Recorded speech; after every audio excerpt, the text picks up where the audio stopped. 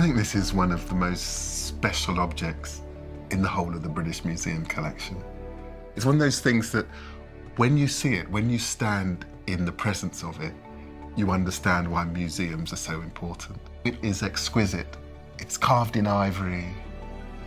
It's about 500 years old, carved on the coast of what is today Nigeria. It's of a woman, beautiful, personal. It's not that anonymous African art, just a figure. This is a particular person, and you look into her eyes and you want to know her story. Nigeria is a vast nation made up of lots of different regions. And one of the coastal regions is called Edo. And sitting within it is a city called Benin. And that was the center of the ancient Edo kingdom.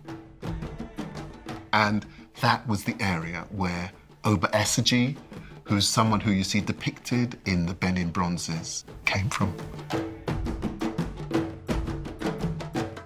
This is a mask of the Queen Mother of Benin. Her name was Idia. This was a woman who fought incredibly tenaciously to secure her son's lineage.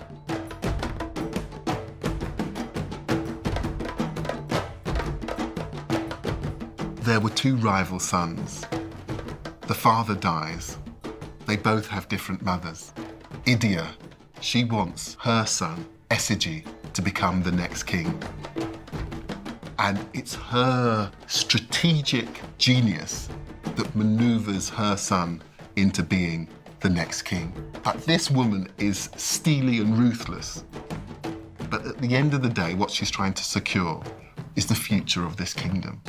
The mask would have been made as a recognition of the incredible contribution of the Queen Mother. And it wouldn't have been worn on the face. It would be attached to someone's hip as a form of adornment. If you look at it, the hair is woven into little knots. And if you look very carefully at those knots, on the end of each one is a little figure. And that is a little Portuguese merchant. What the people of Edo State were very clever in doing was in creating a strategic alliance with the Portuguese. They traded cloth, and the Portuguese brought them brass, and they used that to create a whole new tradition of brasswork. Those Benin bronzes tell the story.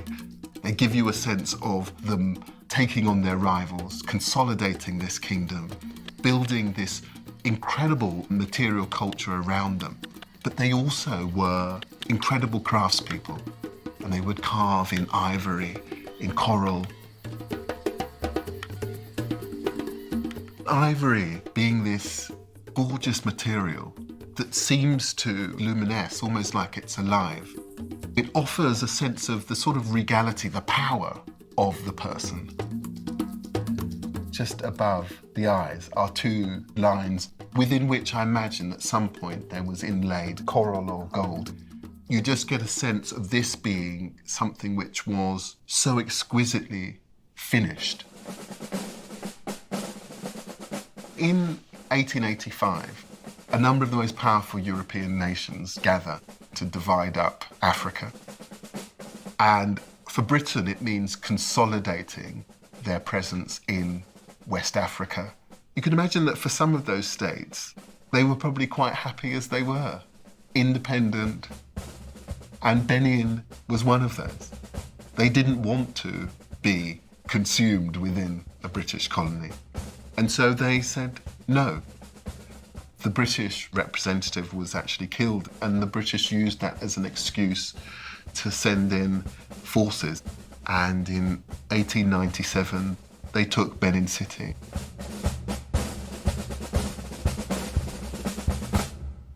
They took with them the brass plaques that they found in the Benin Palace, deeply important to the people of Benin. And they were taken and they were divided. The largest amount ended up with the British Museum. along with this mask.